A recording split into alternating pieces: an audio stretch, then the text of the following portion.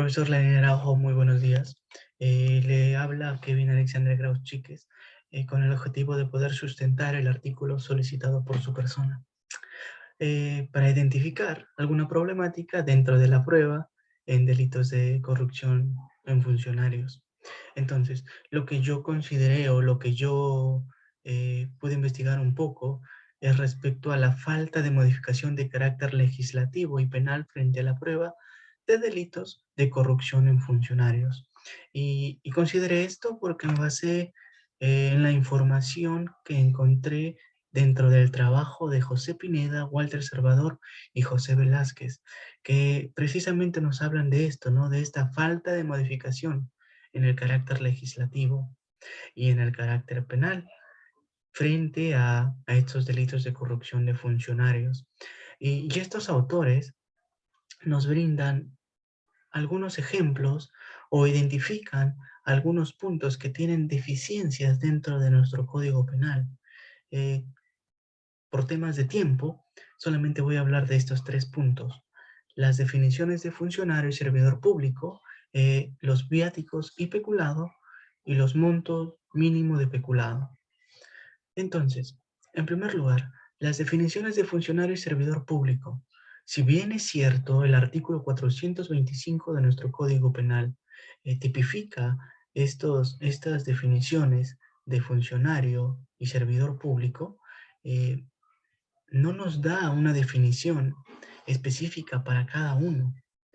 Esto conlleva a obtener, pues, una problemática, ¿no? De poder identificar si el sujeto imputado por alguna infracción de corrupción está dentro o encaja dentro de un funcionario o un servidor público. Tal vez podamos decir que no es grave, pero esto no permite avanzar dentro de la indagación de la prueba por parte del Ministerio Público, por parte de Fiscalía, ya que ellos necesitan probar eh, este delito, ¿no? Contra funcionarios o servidores públicos. Entonces aquí podemos encontrar la primera problemática, que no hay una definición específica, no hay una definición clara, tanto para funcionario y servidor público, y por ende es complicado eh, poner en uno de estos dos términos, dentro de estos dos términos, a dichos sujetos, ¿no? Que conllevan tal vez este proceso. Por otro lado, tenemos los viáticos y pues el peculado o delito de peculado. Como sabemos muy bien, todo funcionario, por temas de su labor, llegan a obtener viáticos que cubren pues tanto su alojamiento, su hospedaje, su alimentación, cuando tienen que salir de viaje o tienen que hacer eh, algún recorrido por tema de labores pues gubernamentales, ¿no? Y por otro lado, sabemos que el peculado eh, son delitos de funcionarios que se aprovechan del patrimonio del Estado, ¿no? Que usan, por ejemplo, el dinero, que usan su influencia, que usan el poder que les da esta entidad a su favor, a su beneficio. Entonces, si bien es cierto, el artículo 387 habla con respecto al peculado, no hay una clara idea de cómo es que se puede diferenciar o cómo es que se puede llegar a desarrollar si existiera esta hipótesis de que un funcionario público o un servidor público pues están usando eh, este dinero de forma eficiente o de forma correcta, ¿no? O por otro lado, tampoco tenemos un monto mínimo o máximo de peculado. Por así decirlo, si un funcionario público agarra un sol, estaría dentro de delito de peculado. O si por otro lado un funcionario eh, se beneficia con 100.000 soles, este será imputado en delito de peculado. Este funcionario eh, desarrollará o llevará este proceso para determinar si está incurriendo en un delito de peculado. Entonces, estos términos no son claros dentro de nuestra regulación normativa penal. para llevar a cabo este proceso. Y estos tres ejemplos no permiten que en la indagación, en la búsqueda de pruebas por parte de Fiscalía, por parte del Ministerio Público, se desarrolle un proceso correcto. ¿Por qué? Porque la corrupción es un tema tan delicado y que se realiza en las escondidas, vamos a decir, en las oscuras. Es difícil de poder perseguirlo, porque no hay indicios claros, no hay indicios que nos digan que un funcionario está cometiendo corrupción.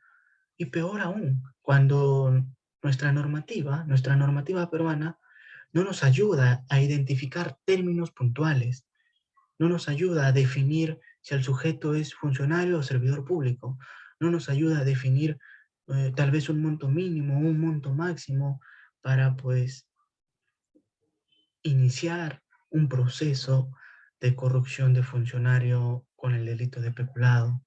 No nos ayuda a definir, por ejemplo, si este funcionario está usando correctamente sus viáticos, que son necesarios tal vez para su labor, pero tal vez los está usando provechosamente para beneficiarse él y terceros. Estos temas nos llevan a desarrollar y ver que es complicado poder obtener pruebas eficientes, pruebas eficaces. Esto detiene a que la parte investigadora obtenga pruebas. Por ello, se llega a obtener una conclusión, ¿no? Y es esta problemática, que existe una gran problemática de carácter legislativo en la normativa, que regulan los delitos de corrupción de funcionarios. Esta problemática está dentro del aspecto sustantivo y procesal. Estos aspectos, pues, impiden o no ayudan a que cada quien reciba lo que se merece, o sea, reciba justicia. Tenemos gran cantidad de corrupción dentro de nuestro país y nuestra normativa no nos ayuda a poder investigarlos, no nos ayuda a tener, pues, estos términos de una forma clara, de una forma sencilla, para perseguir la corrupción, para combatir la corrupción. Estos vacíos legales, pues, son una gran problemática para obtener pruebas eficaces, pruebas eficientes y, pues, hacer justicia, ¿no?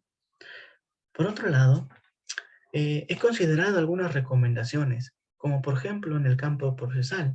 Eh, en el campo procesal se debería de crear o organizar correctamente un proceso especial, un proceso claro para delitos de corrupción de funcionarios.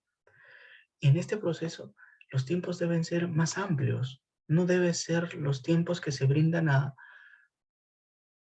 procesos sencillos, porque un proceso de corrupción de funcionarios es complejo y se requiere indagar más, investigar más, conseguir pruebas, investigar documentación, investigar personal, investigar acciones. Entonces, se necesita regular correctamente esto, que exista un proceso especial con características diferentes a la de un proceso ordinario, para que de esta forma, pues, se llegue a delimitar y a concluir con estos procesos penales.